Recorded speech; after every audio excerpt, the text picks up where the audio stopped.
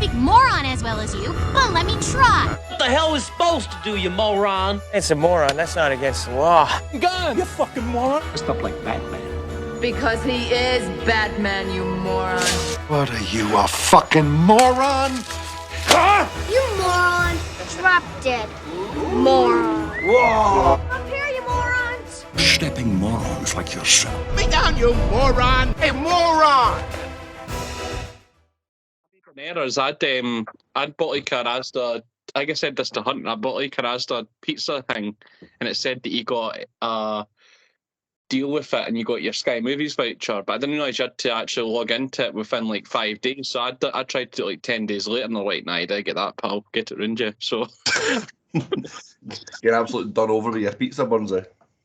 So then I decided I would go on Amazon. I was going to actually buy it for us, and I saw you had bought it already, Daniel. So I just didn't mention. I didn't want to mention it to everyone and say, "By the way, Daniel's bought it better into his login." So I was going to use it myself, though. I didn't bother. But I was going to say to you all, "It's alright if I use it." I'm just going to start watching it, which is just what I did. No, I like to share. Also, I mean, obviously we don't really do that. That's illegal, isn't it? Sharing. We'll get our accounts taken off since so many people listen to this. But I did agree at the start that the movies that we picked, if we picked them and they were unavailable, we would have to pay for them. So this was one of mine, so I did the right thing and paid for it. Big Lebowski. We've been hit by the fact that this was available when we started, but in that far advanced it wasn't. You can usually on Amazon it says film is available until if it's going to be running out, but I don't even remember seeing that anywhere, or know that we probably even looked for it.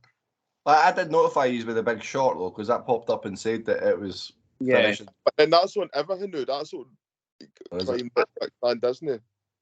I completely misread your message, though, Kel. I thought you said it's on from this date, so I was like, I better not watch it, and I better wait until a wee bit closer to the time. Yeah. I'd watched it before it went off, though, still, but I'd completely misread it. Well, we'll talk about the Big Short in next week's episode, but we should jump in and talk about the Big Lebowski for this one. But it's nice to see you, though, guys. It's been a while since I've actually felt like I've done anything with Morons, so it's nice to see you. Aye, how did you miss it? Yeah, of course I did. Did you have a nice Christmas? It was very good. Yes. I was unwell all Christmas, but it was still good. But I was sick most of the time, man. I had the COVID. I got the Burnsy COVID. The Burnsy COVID. But I did get a PS5, so I'm finally joined the big boys. Moneybags there, eh? Moneybags getting a PS5. Santa treating you very, very well. We'll pad out the time here just to Hunter joins the call after he's left it. But the main event is usually Boxing Day, guys. Have you recovered since the Boxing Day out? I think everybody was home by about 10 o'clock. I know. It's funny because I got Sarah picked me up and then I had to stop for a wee tactical spew on the way home, and she recorded me walking back to the car. And it's like, oh, he's been out since lunchtime. It's plumbing 7:30, 8 o'clock, and I'm already away back home to my bed. Times have changed, eh? Like those Boxing Day outs used to be legendary, and now usually in your bed. That's the only I've not person. even seen the 8 o'clock kickoff. I completely forgot it was like game one. Till I read this Sky Sports reporting it the next day. I was starting. I was going to say, as the only moron who didn't attend, I'll be the one to ask the questions and find out what happened. So, how bad was Burnsy on a scale of 1 to Burnsy? Full-blown Burnsy. Full-blown Burnsy. Well, like I say, I can't say much. I was sending the text messages at 6:30 asking to get picked up because I was done. That's always you, though. That's typical of you. Listen, I know my limits. When I hit my limits, I just want my bed. That'll do me. Fair play. But we're all old now. It just doesn't. It's not got the same anymore, does it? No. We're old men. Old men now. But anyway, let's get talking about the Big Lebowski. An ultimate LA slacker, Jeff the Dude Lebowski, mistaken for a millionaire of the same name, seeks restitution for a rug ruined by debt collectors enlisting his bowling buddies for help whilst trying to find the millionaire's missing wife. I think it's only right we come to you first, Daniel, to talk us through this. So it's been a while since I've watched it, but I know that you guys are not fans generally so far of the Coen brothers, with the exception of No Country for Old Men, which got a decent score. No, it didn't. Not from me, anyway. not from Mr. Burns, but Mr. Burns. I don't know why I found that funny. For me, this movie's still quite iconic, right? This is not a laugh out loud stupid stuff. Like, it is stupid, right? But it's not like a laugh out loud comedy where you're just looking for gag after gag. It's like, it's just weird and peculiar and awkward, which I find really funny. And I was kind of hoping that Kyle would like this, despite probably going into it thinking he wouldn't like it if he gave it the right chance, because it's your type of comedy. That sort of, everything's just unfortunate and it's just like mistimed. Everything's slightly mistimed in this guy's whole life, so everything just fucking falls apart. So there's just loads and loads of stuff for this that's been copied, and loads of like characters that I think have been copied. Like John Goodman's character is fucking amazing in this. Like, he's so like off the wall mental, and he's just committed so much to that fucking crazy character that you believe that he's an absolute nutcase. John Goodman all the way through this. I think this benefits from the support cast being really good. Like, Steve Buscemi is just like a wee guy that gets bullied and just accepts it. He just goes along with everything the whole time, man. And he's the one that gets the unfortunate outcome at the end out of all the fucking shit that was going on. But I think this has been copied, this sort of idea, quite a lot of times, where it's like a sort of mad caper where slight insect situations happen. Like, Dude, Where's My Car? That whole movie's based on one line for this movie. Like, that's how iconic this has been and how much influence it's had. And I know that I've got a feeling this is going to get very, very mixed scores here. One person I want to mention before I want to move on and get some other folks' thoughts, because I'll jump in as we go. John Turturro's character, the bowler, Jesus, it's fucking hilarious, man. Like, I piss myself every time he's on the screen. I think John Turturro is a very underrated actor. He's good in absolutely everything he's in. This movie's brilliant. Like, so many folk will like still dress up as a dude. White Russians are an iconic zinc because of this movie. There's even a pub in Glasgow called Lebowski's that serves White Russians. Like, and that's in the middle of Scotland. There's nothing about this film that I just think, I don't know, it sums up all the comedies of that time period for me. Now you can all share in it. Well, as your, but I don't know if I'm your only hope. I didn't get it. Didn't get it at all. I did message in the group chat and said that on the day watching this movie, there was a lot more going on in the background, and I was a bit like, I actually didn't know how I'm paying attention to this as I was going. I just didn't find it funny. I feel like the storyline was all over the place. See, when they started going into that mad dream world where he's fucking turns into a bowling ball and stuff, it lost me completely at that point. I was like, what the fuck is this? So it's a movie that I've wanted to watch for a long, long time. You've took me to that pub, Daniel, the Big Lebowski's.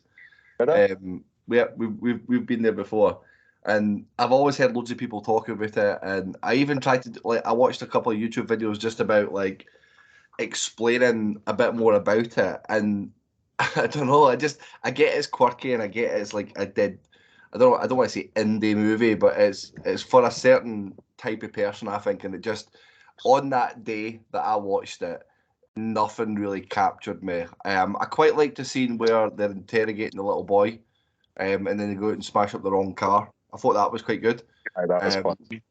That it made me laugh, the fact that they had his homework in a little fucking jiffy bag, and he wore a suit and was making the reference that he was like FBI or something like that. I quite appreciated that. I did think the storyline with the Jesus character being the paedophile was quite funny, because he was a really weird character. And you're right, John Turturro, I've seen him in loads of stuff that you always quite enjoy him, but I've never been a Coen's brothers type of movie fan at all.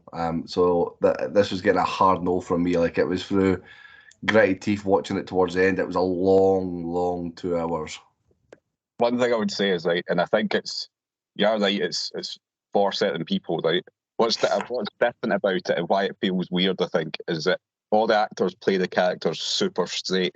Like, they all play it deadly seriously, and they're not like playing up for jokes. It's not like Jim Carrey. They're not making fucking like daft faces or doing anything for like a cheap laugh anywhere. They all play it deadly seriously. So like, to me, it's the absurdity of all the situations that they get themselves into that's fucking funny to me. But it's funny in that.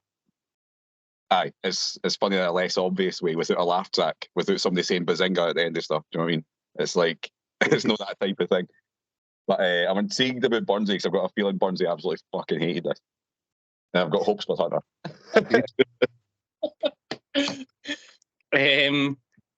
So I didn't. My memory's quite shite about films. So like when you mentioned, Daniel, about the Coen Brothers directing it, is like I was thinking I'm going to hate this. I forgot they directed Fargo though, which I think I did score quite highly. They must obviously just went downhill after 2000 with their No Country for Old Men and Ballad of Buster Scruggs right enough. Maybe that's the issue. It took me about like 15 minutes to get into it, but once that was sort of passed, I found myself pretty hooked at it. As I thought John Goodman was class in it. Although it was based on obviously the abduction or supposed abduction, is there was that many layers to it, and like you say, Daniel, it wasn't laughs per minute, but it was quite humorous, I thought. And the film didn't seem to take itself too seriously to me. Is that I'm surprised nobody's picked up on this yet, but when there was the feet action with the Lebowski, I could just imagine Sean's face watching it. Sean's not here tonight as well, so He's hand sliding down. Message, He's going to mention that in the review. I wonder if maybe he's mentioned that in his comments that I'll get later. But I was surprised at how simple a story could have so many layers to it, and it did. I think as well what it did help with is the dialogue. I think helped with it as well, because although there was certain occasions where I was feeling myself getting a bit mixed up, as I found the characters themselves were talking to each other about what was going on within the film, so they were sort of explaining it through their words, so that, and similar to if you had a narrator for the film or whatever, then they were sort of doing that job for you, I found, which definitely helped with me. The only couple of things that I'd noted down, obviously just silly stuff, was like, if you'd got like $1 million and you're like, right, I'm going to go play bowling, I'll just leave it in the boot. Like, even if there's nobody after you, you wouldn't just be like, it's fine, I'll just leave it in my boot, no worries or that. And also, like Daniel had mentioned how the character, who was Steve Buscemi's character, is that how he was obviously the one that ends up dying, and then the ashes at the end was quite typical of the way the film was going. So I thought it was really enjoyable. Which was quite surprising when I went in. And as I say, it was only until after the film when I was writing down some stuff and I looked at the Coen Brothers, I was like, I didn't even cross my mind that they did Fargo as well. So maybe they're not as bad as what I previously have abused them of. So if you're listening, then you're not as bad directors. Hi, Joel. Hi, Ethan. I'm sure they'll appreciate that. Yeah. I know. Well, I think this one was shite, so if she's are listening, it's one of us. You mentioned the dialogue, Burnsy, which I think is really important, because I think, at the risk of sounding wanky, it's the thing that the Coen Brothers are best at. Like, everything means something, and it all adds to the story. Like, there's no throwaway lines, really. And they make sure to fill you in and keep you going and keep you understanding what's going on, because, like Burnsy said, there's so many different layers to it. It's almost like a Tarantino type film, but a comedy. Like, the amount of different aspects of stories going on. There's like different types of criminals, all different folk are involved in different wee things. There's the woman that just wants his sperm is funny. It's a funny wee side story. I thought would have got mentioned before. We'll see when she comes flying in like, and throwing the paint on that. It's fucking hell. It's so weird that it's just so funny, man. I think it's bits like that when I was watching this, I was struggling because I'm like, what the fuck is going on? Like, I'm so taken aback with the scene that it is. I'm like, right, Peyton, where is she? There's these guys. I'm like, what does this add to her? I've got no idea. And I don't know. I will watch this again because I do feel like I've not given it the attention that I needed to fully grasp it, if that makes sense. Like, it's been a distracted watch, and I've just not followed the storyline that well. But the way you guys are describing it is that actually you really do need to pay attention to all the little nuances that happen throughout it. Yeah, it's definitely a film you need to pay attention to. There's like a million wee things going on, and they all interlink with each other. There's one thing about like the dude character is so iconic, and I think it's because like during every single interaction, he's just so straight to the point, but he's always just missing out. See if he just clarified what he meant right at the start in the first part of the movie, nothing of this would happen. But he's so like he goes all over the place on tangents, and he can't quite communicate well enough because he's drinking fucking White Russians all day and he's stoned out his box, and he just can't quite get his message across to explain. Like, see if he could just right at the start say, "I'm definitely not this guy. Leave me the fuck alone." And didn't give a fuck about his rug, but he was so stoned and pissed that he wanted all this. He wanted his rug back. And that's all it's about. He just wanted his fucking somebody pissed on his rug and he wanted it back, and all this other shit happens. I'm going to keep. We've not brought up the fact that Tara Reid's in it back when she was a piece. I know. I was about to say Burns' intro 15 minutes must have coincided with her first appearance on screen. Nothing to do with that at all, Hunter. I don't know what you're trying to say.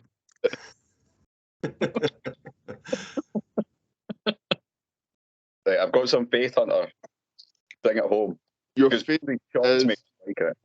Well, what's the phrase? It's well placed faith. Good. I did enjoy that. Again, kind of similar to what you and Bumsy have touched on. You see, as it's clever, it's a clever comedy, and it's not clever in the sense as you need to be smart to get it. Like maybe for maybe next week's film, you maybe need to be smart to understand a few of the things that are happening in The Big Short. But with this, like, you can you just all you to kind of, I just kind of obviously you were saying you were distracted that day you were watching it, but as long as you've got to be able to pay attention and take in what's happening in each scene, you can't help but not enjoy this. So that's my thoughts anyway. Again, as we've touched on with John Goodman's character, I mean, he does play that post-Nam unhinged guy down to a T. Like, you just like, but just randomly pulls a gun on a guy in the bowling alley.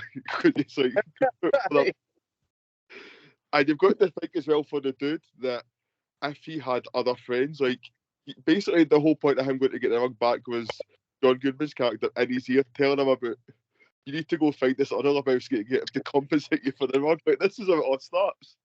Aye. Like, that's the guy that he's listening to him and taking it in, and he's kind of like, at first you just see him, he's sitting there, he's thinking, he's like, yeah, you're right, that he has his theory of how the story should go, and that's all that is, as you said, it's having that pollution from the John Goodman's character, and then obviously having the mind-altering substances in his system in a 24/7 cycle. That's just adds to the confusion, and again, it's the confusion that then adds to the layers. So many people get involved in this, and it's just, as you said, it should just be a straight conversation when they first guy come in the door. Come on, look at this. I'm not a multi-millionaire. Get the fuck.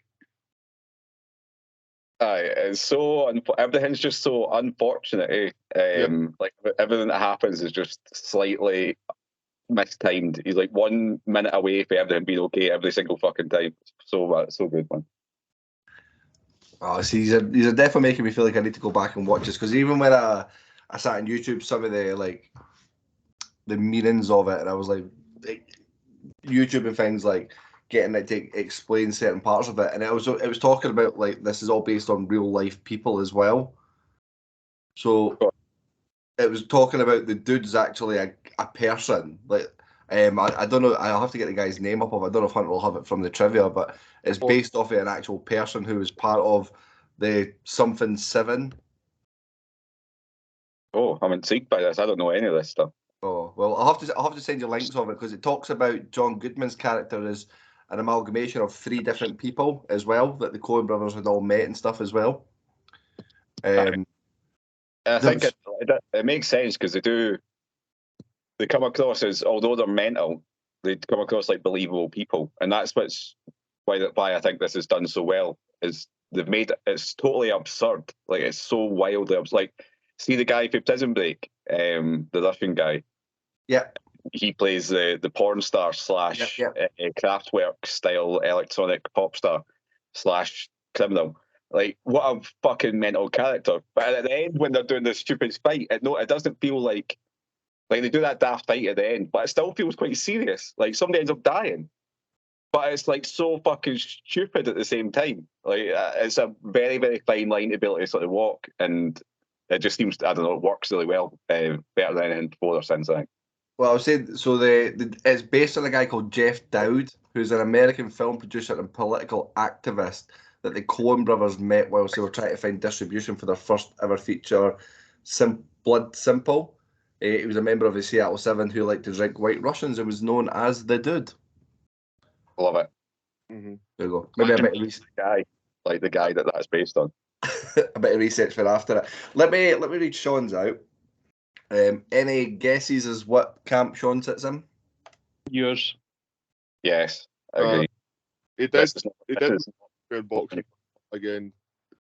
8 hours of drinking. I have no recollection of what his thoughts were on the movie. So he started off with, "This is lost on me. Doesn't feel like there's much of a plot, and 2 hours passed by agonisingly slow, especially that I had a hangover after Boxing Day. No idea why, but I assumed this was meant to be pretty decent. I feel let down. I gave a couple of laughs, but overall it just felt stupid, like the fly-in. I'm not into this trippy stuff like that at all. I just switched off. Poor."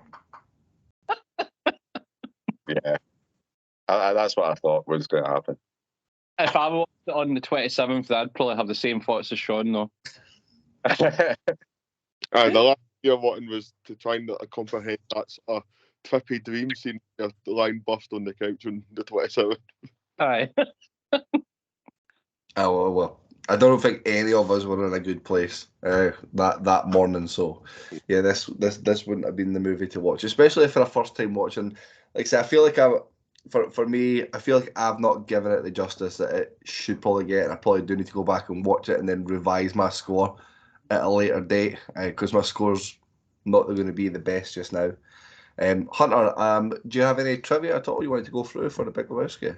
Yes, I do have some here. What I've said is the dude says man 147 times in the movie. That's nearly 1.5 times a minute. A lot of the dudes' own clothes in the movies. Well, a lot of the dudes' clothes in the movie were actually Jeff Bridges' own clothes, including his jelly sandals, which he apparently still owns and wears to this day. Wow. On the subject of characters being based on real people, I had read that Julianne Moore had based the character Maud on an artist called Carol Sheenan, who walked naked from a swing, and on Yoko Ono as well. It's got a bit of those vibes about her. Like, see the scene where she's suddenly trying to get pregnant, and the dude he just goes along with things. He just deals with the situation every time and carries on with it. But that whole scene where she's having the conversation with her legs pulled up and that, it's so fucking awkward. Fucking awkward, like. Carry on. In the mortuary scene, the dude refers to himself as Jeffrey Lebowski rather than the dude. It's the only time that happens in the film. Oh. Never even quite that. Filmed drinking 9 White Russians throughout the whole film. And there you go. One of the bits from that video that I watched earlier, I've just got the numbers up now in the background, is that in the Big Lebowski, they say the word fuck 280 times versus Scarface, which says it 207 times. Wow. That's a bit weird. They say fuck way more than they say it in Scarface. When you think about it, like whenever John Goodman's character's going on one of his rants, he's saying fuck every couple of words. Like he's an angry fucking man. Although we wouldn't be far behind in it. If you scale up one of our podcasts, the amount of times we say fuck in half an hour and you scale it up, we're probably not far away. Fuck.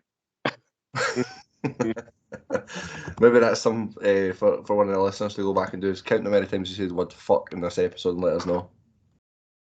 This has been quite a fuck the episode, but I feel like we're making up that now by saying fuck quite a lot as we talk about the word fuck.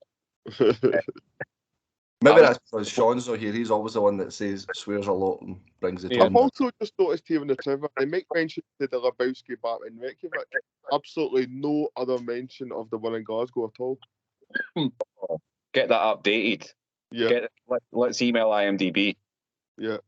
Where did you say it was, sorry, first? It's in Reykjavik in Iceland. Was there not one in Edinburgh, Daniel? I think there was. There was one in Edinburgh and Glasgow. The one in Glasgow is in Finiston. I'm sure there was one in Edinburgh as well, though. If I want to say I've been to the one in Edinburgh with you. During the Fringe or something? Yep. That'll be why I don't remember. It was me, you, and Big Handsome. Big Gary Moore? That's the one. He is a big handsome bastard. He was looking massive the last time I saw him. Way to make myself feel inferior. Let's get down to scoring. I'm gonna shoot off with Sean's score, then I'll come into my score, and then I'll let you guys bring it back up. So, Sean's given it a 1.5. Better than I thought. And I'm gonna give it a 2. I feel like we did a good job persuading you. I think you came on here with a 1 in mind, and we've got you up to a 2. I knew watching it that I wasn't getting what it was, but there was parts that I enjoyed. I like the Steve Buscemi dynamic. I like the fact that he's just that pal that just gets abused, but he's just always there. I like that, like the scene in the house with the wee boy in the car. I thought that was all really good. There was bits of it I liked, but I just feel as an overall movie, I don't get it, and I don't think it was one that I'd. Although I'm saying I'm going to watch it again, I will watch it again. But at the moment, it doesn't feel like a movie I want to watch again. But you will. This explains a lot about you, because you come on here quite a lot going, I hated this movie, I've watched it 6 times. Yeah. It's because, do you know what it is when it's a movie like this, which is like a top 200 or something on IMDb, it's a movie that's wildly known and wildly respected and people love it. And I want to understand why I don't get it. So, like, I want to go back and watch it for a second and a third time just to cement my opinion. Because I do think doing this podcast has made me realise that my mood going into watching a movie determines a lot of how I feel about the movie. Yeah. So, and I know on that particular day, no long before Christmas, tying up, going on holiday for work, finishing off a lot of things, there was just so much going on that day. In and out the house, I'd broken patterns watching it. It maybe took me about 5-6 hours to watch it. Just ruined it for me. I'd be lost as well if I was going back and forth to it, because you really need to be in the zone of who everyone is and what the fuck's going on. Because even like, there's some bits they don't even really explain away; they just sort of happen. Like, he's getting followed by the guy in the Beetle, and then it turns out that he's hired to get the lassie back by her parents, but it never really goes anywhere. Like, that's it. It's just a scene, but it just explains what's been happening earlier on, because you know earlier on he's been getting followed, and it's just that's the explanation, and that's it. It's done. I mean, there you go. We've told you. Which is it's quite a weird film, and if you missed parts of that or you weren't quite keeping up, you'd be like, "Why the fuck's this scene here?" Because if you looked away for 2 minutes or a minute, you would have missed the fact that he was getting followed. It only gets mentioned very briefly, and there's loads of wee things like that. If you're not paying attention, I wouldn't like it either, probably.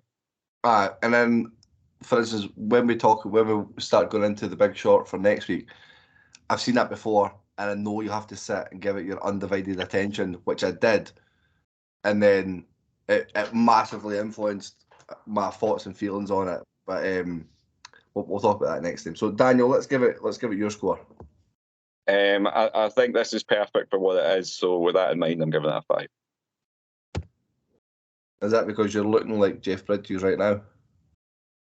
Fucking am a wee bit. This is my last hurrah with my hair. I'm growing my hair right before I go bald. And then once it's done this time, I'm going to just fucking be bald like you. It's like Mick Foley meets Jeff Bridges here. I mean, that does not make me sound like an attractive man in any way, does it? Like the dude, but fatter and with no teeth. A few more scratches. Hunter?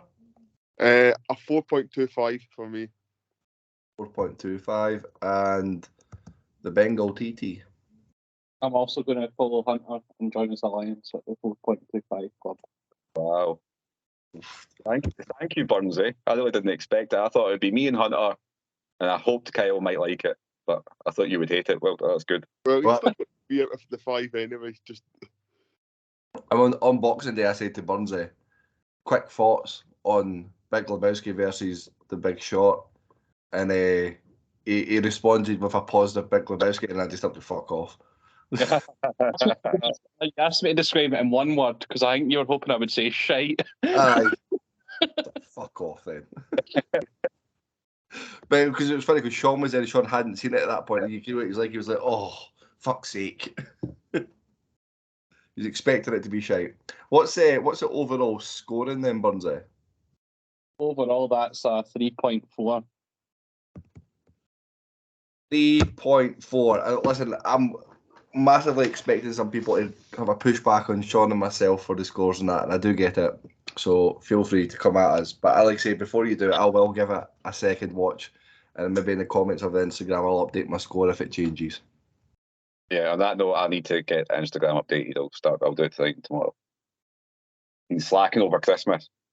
Listen, you're allowed your time off. You're allowed your time off in your holidays. Listen, it's a quick episode tonight, guys. Not that we're rushing because the football's on or anything.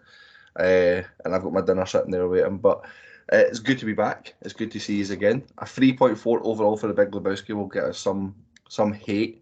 It'll be nice to. I was going to say it's typically Sean that gets the hate anyway, but there'll be a couple of these that will get the happy comments from the followers. But that does bring us to the end of today's episode, guys. And us morons bid you farewell. Happy New Year. Oh, I forgot about New Year coming. Happy New Year, everyone. Sorry I don't speak moron as well as you, but let me try. What the hell is supposed to do, you moron? It's a moron. That's not against the law. Gun, you fucking moron. Dressed up like Batman. Because he is Batman, you moron. What are you, a fucking moron? You moron. Drop dead. Moron. Whoa! Up here, you morons. Stepping morons like yourself. Me down, you moron. Hey, moron. Bid you farewell and good luck, morons. Bye.